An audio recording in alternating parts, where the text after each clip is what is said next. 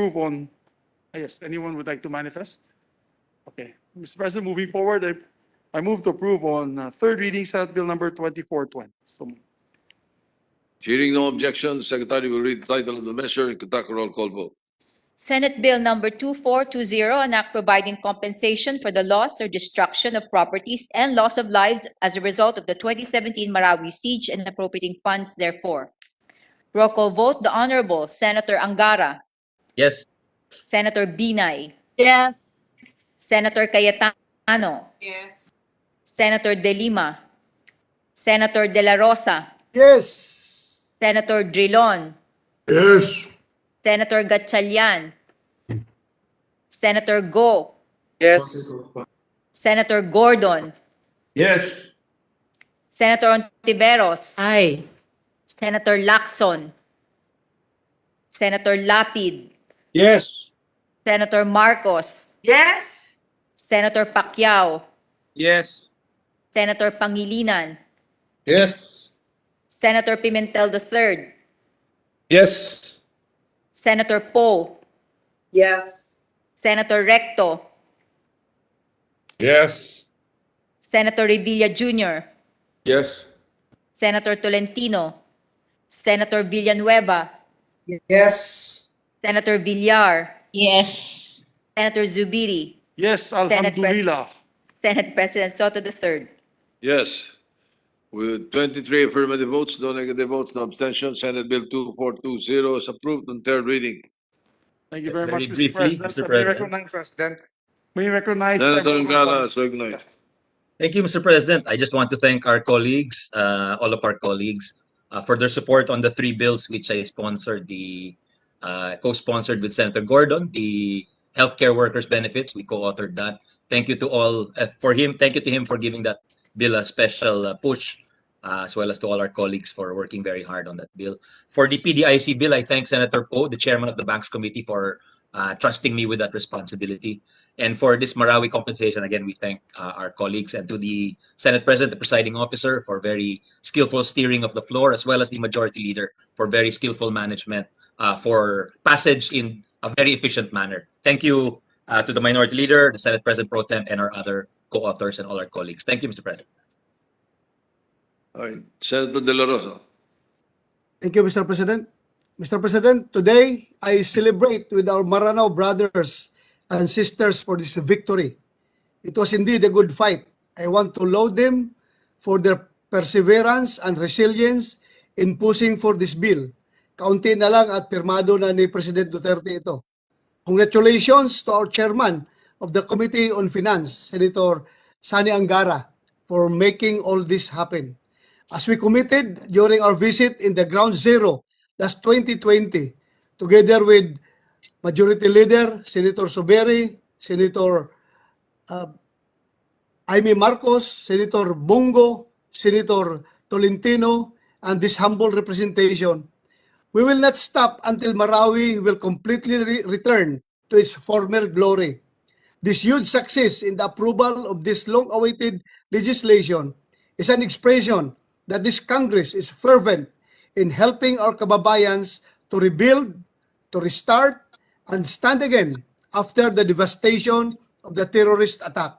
I will continue to proudly stand for our kababayans in Marawi and the rest of the Bangsamoro Autonomous Region.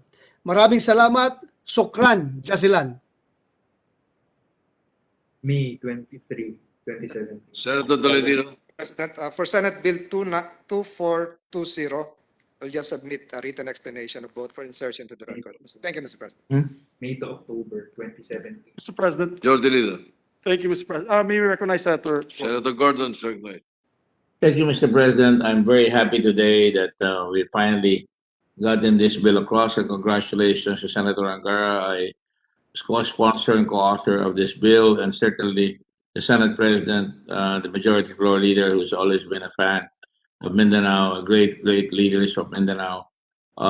Certainly our people there have been waiting for so long for rehabilitation, and certainly it is so hard to be disheveled, or for that matter, unhinged because of a war. that tore down lives, tore down homes, tore down savings, etc. And this is the start, I hope, of a very resolute and certainly smooth, resurrection of our brothers in Maranao. I'm sure our people in Maranao, and I know because we always go there in the Red Cross. We have been providing aid up to 10,000 per family, food, and we just finished providing a year's supply of food to about 1,000 families that got supplies regularly. And our water tankers are still there. Our health people are still there from the Red Cross. And this is part and parcel of a salute to our volunteers and staff from the Red Cross that have been helping Marawi, and they will be very glad to know that finally this Senate has acted on the very, very dire situation of our Marawi folks. Thank you to the Senate. Thank you again to the leadership. Mabuhay ang Pilipinas. Salamat po. Thank you very much. Senator Ontiveros. Mr. President, if I may just make a brief addition to the very modest remarks made by our sponsor of the Marawi Compensation Bill, Sen Sani, above and beyond the acknowledgement that he made certain the bill makes of our obligations under international humanitarian law, and even beyond the actual compensation that the bill would facilitate. Deep gratitude to Sen Sani, to our sponsor, for acknowledging the Maranao concept of maratabat, the concept of self-worth, of dignity, sometimes even of pride. And Sen Sani knows what this means. And I thank him and I salute him for ensuring that our bill would reflect that very important principle. Mabuhay, Sen Sani. Maraming salamat po, Mr. President. Thank you, Sen Risa. Thank you, Sen Bato. Thank you, Sen Dick. Thank you. Thank you po. Mr. President, Majority Leader. if I may also, just 1 minute, Mr. President, I would like to thank our dear sponsor, Senator Sani Angara, for really helping us push this measure, together with the chairperson of the Task Force Marawi in the Senate, Senator Bato de la Rosa. The difference between this and Task Force Bangon Marawi, Mr. President, is the Task Force Bangon Marawi, because people were asking me, di ba may Task Force Marawi na, Bangon Marawi? That is for the public infrastructure, Mr. President, to build roads, bridges that were destroyed, mosques, public schools, and markets. But the homes that were destroyed really need this compensation bill. And that is why, not only for the homes that were destroyed, but the lives that were lost, Mr. President. Kaya malaking bagay po to para sa ating mga kapatid na Maranao who lost their lives and their homes in that. And for our brothers and sisters in Marawi and in Lanao del Sur, Assalamualaikum warahmatullahi wabarakatuh. Alhamdulillah. Praise be to God. Our wish, your wish, and our wish to pass this has finally come. And we commit that we get this approved by the House and ratified immediately so that it will be enrolled into a bill. So finally, the compensation package for our people that were suffering there will bear fruit. Maraming salamat. Shukran, Mr. President. Shukran. Right. You may proceed, Majority Leader. Moving forward, Mr. President, I move to approve on third reading